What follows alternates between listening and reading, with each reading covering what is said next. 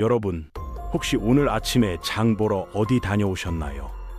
아니면 이번 주말에 가족들과 함께 카트 끌고 갈 계획 세우고 계신가요?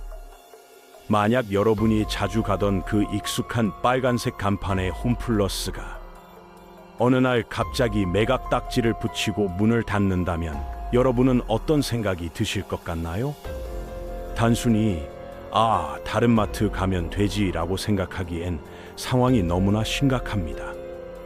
지금 대한민국 유통업계에는 그야말로 핵폭탄급 소식이 떨어졌거든요. 이름만 대면 알만한 주요 점포 5곳이 한꺼번에 매각됩니다. 그 액수만 무려 4,075억 원이에요. 그런데 이게 끝이 아닙니다. 전체 점포의 3분의 1이 넘는 41개 매장이 순차적으로 폐점 수순을 밟는다는 충격적인 소식까지 들려오고 있죠. 우리 동네 홈플러스는 괜찮겠지라고 안심하셨던 분들, 오늘 영상 정말 끝까지 보셔야 합니다.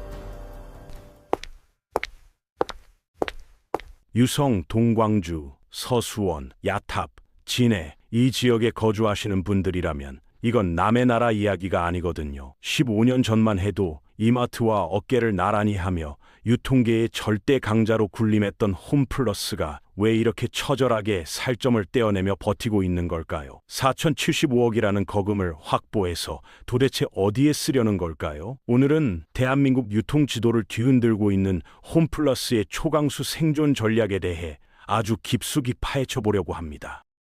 오늘 홈플러스가 왜 이런 선택을 했는지, 사모펀드인 MBK 파트너스의 진짜 속내는 무엇인지, 그리고 앞으로 우리 집 앞 마트 지도가 어떻게 바뀔지 완벽하게 이해하시게 될 겁니다. 자, 그럼 가장 먼저 궁금한 건 이거겠죠. 왜 하필 우리 동네 점포인가? 매각 리스트에 오른 5개 점포의 숨겨진 가치와 그곳을 팔 수밖에 없었던 홈플러스의 속사정을 바로 파헤쳐 보겠습니다. 이번에 매각이 결정된 곳은 유성점, 동광주점, 서수원점, 야탑점, 그리고 진해점까지 총 5곳입니다. 이 리스트를 보고 해당 지역 주민분들은 아마 깜짝 놀라셨을 거예요. 아니, 거기는 사람도 많고 장사도 잘 되는 곳 아니었어 라고 말이죠. 실제로 이 점포들은 소위 말하는 노른자 땅에 위치해 있습니다. 특히 야탑점이나 유성점 같은 곳은 유동 인구가 어마어마하죠. 그런데 홈플러스는 왜 이 알짜배기 땅들을 팔아서 4,075억 원이라는 현금을 만들려는 걸까요? 여기서 우리는 자산 유동화라는 무서운 단어를 이해해야 합니다. 쉽게 비유해 볼게요. 여러분이 아주 비싼 아파트에 살고 있는데 당장 수중에 쓸 돈이 한 푼도 없고 빚 독촉에 시달리고 있다고 가정해 봅시다. 그럼 어떻게 할까요? 일단 아파트를 팔아서 빚을 갚겠죠. 그리고 그 집에 다시 월세로 들어가는 겁니다. 내 집이었던 곳이 순식간에 남의 집이 되고 나는 매달 비싼 월세를 내며 살아야 하는 처지가 되는 것. 이게 바로 홈플러스가 선택한 세일 앤 리스백의 현실입니다. 많은 분이 착각하시는 게 있어요. 건물을 팔았으니까 이제 곧 문 닫는 거 아니야 라고 생각하시죠. 하지만 꼭 그렇지는 않습니다. 홈플러스는 이번에 점포를 매각하면서 임대차 계약을 동시에 체결합니다. 즉, 주인은 바뀌지만 영업은 계속하겠다는 거죠. 하지만 여러분, 냉정하게 생각해 보세요. 예전에는 내 건물이라 임대료 걱정이 없었는데 이제는 매달 수억 원의 월세를 내야 합니다. 매출이 조금만 꺾여도 곧바로 적자로 돌아서는 구조가 되는 거예요. 이건 단기적인 수혈은 되지만 장기적으로는 홈플러스의 목을 조르는 독이 든 성배가 될 수도 있다는 뜻입니다. 실제로 홈플러스의 최근 재무 상태를 보면 이 4,075억 원이 얼마나 절실한지 알 수 있습니다. 작년 기준으로 홈플러스의 총 부채는 수조 원대에 달합니다. 매년 나가는 이자 비용만 해도 웬만한 중견기업 연매출 수준이죠. 유성점에서 오늘 하루 수천만 원어치 고기를 팔아도 정작 남는 돈은 이자 갚기에 급급한 상황인 겁니다. 이번에 확보하는 4,075억 원은 이 무서운 빚의 고리를 끊기 위한 최후의 보루인 셈이죠. 그런데 말입니다. 5개 점포를 팔아서 4천억을 만드는 건 시작에 불과합니다. 진짜 충격적인 건 따로 있어요. 아예 간판을 내리기로 한 점포가 무려 41개나 된다는 사실 알고 계셨나요? 전체 매장의 35%가 사라지는 이 유례없는 대수술의 내막을 지금 바로 공개합니다. 홈플러스가 현재 추진 중인 구조조정 계획안을 보면 전체 117개 점포 중 무려 짬은 한 곳을 순차적으로 정리하겠다고 합니다. 여러분, 짬은 1개입니다. 산술적으로 계산하면 전국에 있는 빨간색 간판 3개 중 하나는 사라진다는 소리예요. 이건 단순한 경영 효율화 수준을 넘어선 기업의 생존을 건 팔다리 자르기라고 봐야 합니다. 왜 이런 극단적 선택을 할까요? 대형마트는 대부분 임대로 들어와 있습니다. 계약 기간이 끝나갈 때쯤 건물주가 임대료를 크게 올리거나 주변 상권이 죽어서 앞으로 적자가 확실시되면 홈플러스 입장에서는 위약금을 물더라도 미리 발을 빼야 하는 상황인 겁니다. 여기서 고용 문제를 걱정하시는 분들도 많습니다. 홈플러스 측은 공식적으로 인위적인 인력 감축은 없다고 말합니다. 인근 점포로 재배치하겠다는 거죠. 하지만 현실은 어떨까요? 내가 다니던 매장이 문을 닫았는데 왕복 2시간 거리의 점포로 출근하라고 한다면 그것이 과연 온전한 고용 보장일까요? 현장에서는 사실상의 희망퇴직 압박이 아니냐는 목소리가 나오고 있습니다.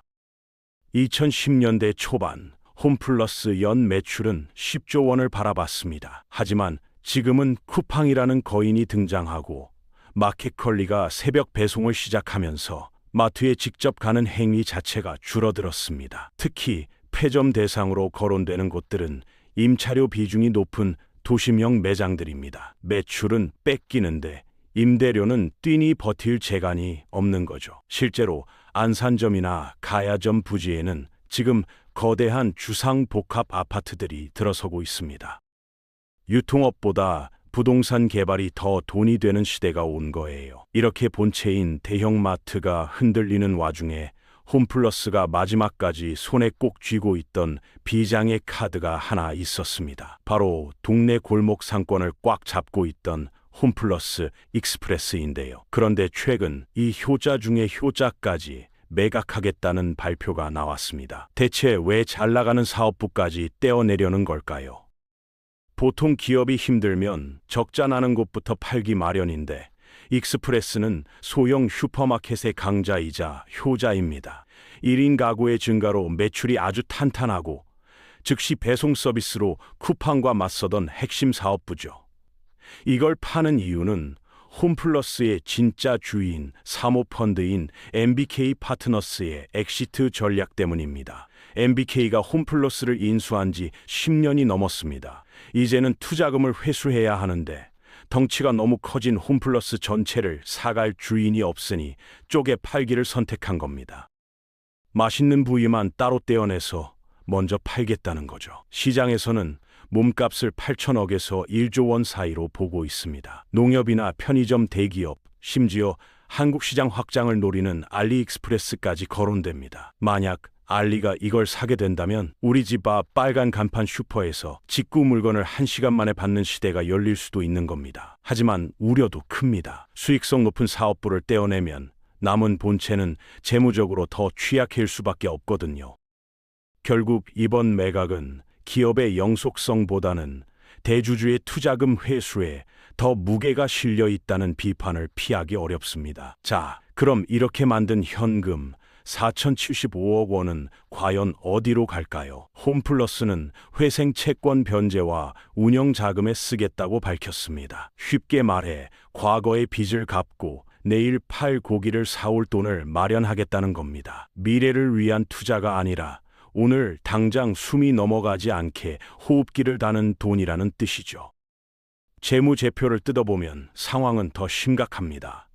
1년 안에 갚아야 할 단기 부채 규모가 확보한 현금보다 훨씬 큽니다. 벌어들인 수익으로 이자조차 못 내는 이자 보상배율 하나 미만의 상태. 지금 홈플러스는 집을 팔고 차를 팔아 생활비를 메꾸는 단계에 와 있는 겁니다. 이번 자금 확보는 부도를 막기 위한 선제적 대응이지만 본질적인 경쟁력을 회복하지 못한다면 이건 시간 벌기에 불과할지도 모릅니다. 그런데 여러분, 이게 비단 홈플러스만의 문제일까요? 이마트나 롯데마트는 안전할까요? 전혀 그렇지 않습니다. 지금 대한민국 오프라인 대형마트는 침몰하는 타이타닉 위에 서 있습니다. 홈플러스가 먼저 매를 맞고 있을 뿐이죠. 스마트폰 안에는 쿠팡이 24시간 열려 있고 이제 사람들은 마트에서 줄 서는 시간을 노동으로 느낍니다. 이마트가 창사 이래 첫 희망퇴직을 받은 이유도 같습니다. 그래서 홈플러스는 메가푸드 마켓이라는 승부수를 던졌습니다. 공산품은 쿠팡에서 사더라도 신선한 고기와 갓 구운 빵은 마트에 와서 사게 만들겠다는 전략이죠. 온라인이 줄 수 없는 경험과 맛을 팔지 못하면 끝이라는 절박함의 산물입니다. 앞으로 우리 동네 마트는 체질을 완전히 바꿀 겁니다. 단순히 물건을 쌓아두는 게 아니라 즐기는 공간이 되고 아주 크거나 아주 가까운 매장만 살아남을 겁니다. 중감은 없습니다. 메가스토어로 진화해서 먹거리와 볼거리로 승부하거나 우리 집 앞 5분 거리에서 필요한 걸 바로 사게 하거나 둘 중 하나만 선택받게 되는 거죠.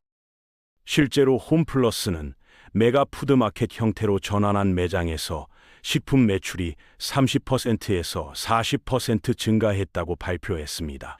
정육 코너에서 직접 고기를 골라 바로 구워 먹을 수 있고 베이커리 코너에서 갓 나온 빵 냄새가 퍼지고 디저트 카페까지 들어선 공간이죠. 이건 단순한 쇼핑이 아니라 외식이자 나들이가 되는 겁니다. 주말에 가족이 함께 와서 장을 보고 음식도 먹고 커피도 마시면서 시간을 보내는 문화 공간으로 탈바꿈하려는 거예요. 쿠팡이 아무리 빨라도 이런 경험은 줄 수 없으니까요. 하지만 이 전략에도 한계는 분명합니다. 메가푸드 마켓으로 리모델링 하려면 엄청난 투자금이 필요한데 지금 홈플러스는 빚 갚기도 바쁜 상황이거든요. 또한 이런 대형 매장은 주차장이 넓고 접근성이 좋은 외곽 지역에만 가능합니다. 도심 한복판의 중소형 매장들은 이런 변신이 구조적으로 불가능해요. 결국 대형 플래그십 매장 몇 개만 살리고 나머지는 정리할 수밖에 없는 구조인 겁니다. 그래서 41개 매장 폐점이라는 극약 처방이 나온 거고요. 사모펀드 MBK 파트너스는 2015년에 홈플러스를 약 6조 원에 인수했습니다. 당시만 해도 홈플러스는 업계 2위의 탄탄한 유통기업이었죠. 그런데 10년이 지난 지금 기업 가치는 반토막이 났고 부채는 눈덩이처럼 불어났습니다. MBK 입장에서는 투자 실패를 인정하고 손실을 최소화하는 게 급선무입니다. 그래서 익스프레스처럼 팔만한 건 먼저 팔아서 투자금이라도 일부 회수하려는 거죠. 나머지 본체는 최대한 슬림화해서 다른 인수자를 찾거나 최악의 경우 법정 관리까지도 염두에 두고 있을 겁니다. 여기서 우리가 주목해야 할 건 사모펀드의 본질입니다. 사모펀드는 기업을 키워서 가치를 높이는 게 목적이 아니라 단기간에 수익을 내서 빠져나가는 게 목적이에요. 10년이면 사모펀드 입장에서는 이미 충분히 긴 시간입니다. 장기적인 기업 가치나 직원들의 고용 안정보다는 지금 당장 현금화할 수 있는 자산을 처분하는 게 합리적인 선택인 거죠. 홈플러스 직원들이나 협력업체 입장에서는 참담한 일이지만 자본의 논리로 보면 지극히 정상적인 수순입니다. 실제로 MBK가 홈플러스를 인수한 후 10년 동안 어떤 혁신적인 투자를 했는지 살펴보면 답이 나옵니다. 새로운 물류 시스템을 구축하거나 디지털 전환에 대규모 투자를 하거나 신선식품 경쟁력을 키우는데 집중 투자를 했나요? 아쉽게도 그런 흔적은 많지 않습니다. 오히려 비용 절감과 매장 축소, 인력 감축에 더 무게가 실렸죠. 이건 기업을 성장시키는 투자가 아니라 짜내기 경영이었던 겁니다. 그 결과가 지금의 홈플러스입니다. 그렇다면 우리 소비자 입장에서는 어떻게 대응해야 할까요? 우선 홈플러스 마일리지나 상품권을 보유하고 계신 분들은 빠른 시일 내에 사용하시는 게 좋습니다. 기업이 어려워지면 마일리지 정책이 바뀌거나 아예 소멸될 수도 있거든요.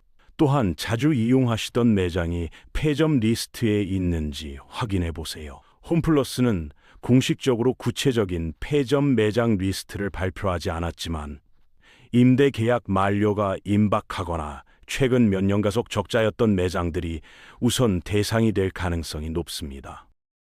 만약 여러분의 동네 홈플러스가 폐점한다면 대안을 미리 찾아두는 게 현명합니다. 이마트나 롯데마트 또는 코스트코 같은 다른 대형마트를 알아보거나 아예 쿠팡 로켓 배송이나 마켓컬리 같은 온라인 쇼핑으로 전환하는 것도 방법이죠. 특히 신선식품을 주로 마트에서 구매하시는 분들은 동네 정육점이나 수산물 시장, 농협 하나로마트 같은 곳도 좋은 대안이 될 수 있습니다. 오히려 대형마트보다 더 신선하고 저렴한 경우도 많거든요.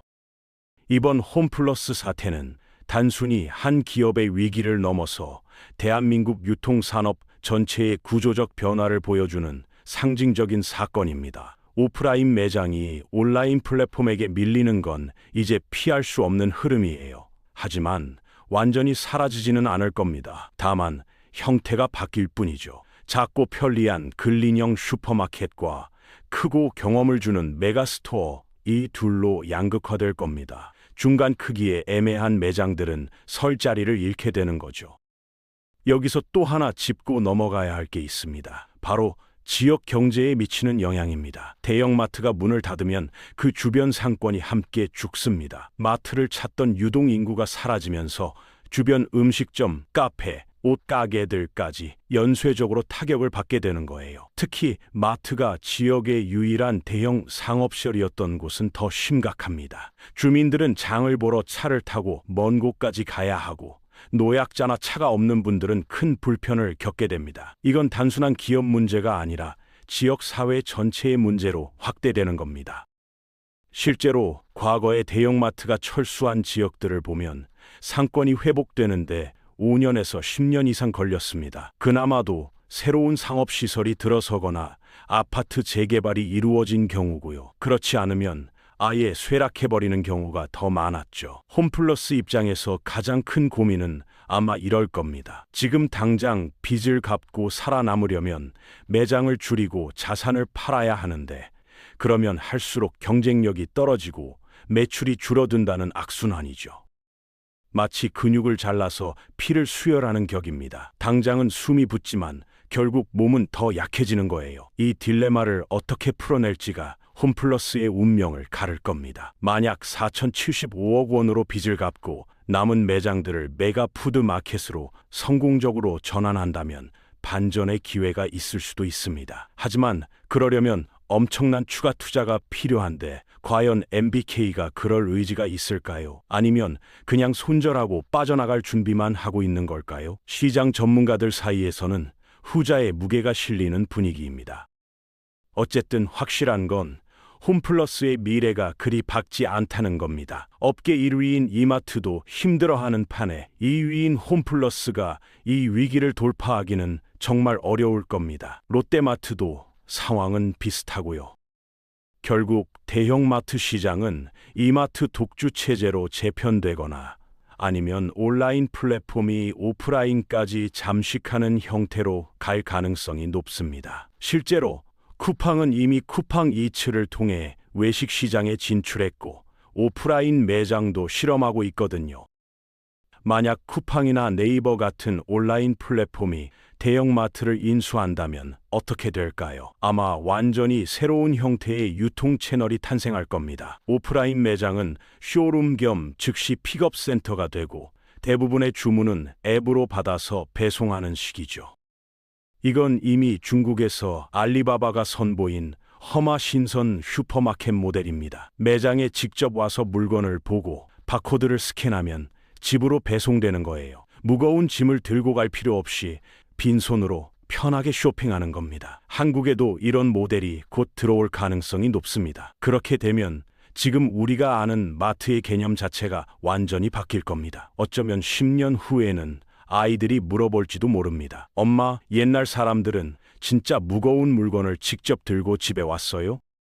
이 모든 변화의 중심에 홈플러스가 있습니다. 한때는 영국계 글로벌 유통기업 테스코의 자회사로 막강한 자본력을 자랑했던 회사가 지금은 생존을 위해 몸부림치고 있죠. 테스코가 2015년에 홈플러스를 MBK에 매각한 건 당시에도 논란이 많았습니다. 테스코는 글로벌 사업 철수 전략의 일환으로 한국 시장을 떠났지만 그 과정에서 홈플러스의 미래를 제대로 고려하지 않았다는 비판을 받았죠.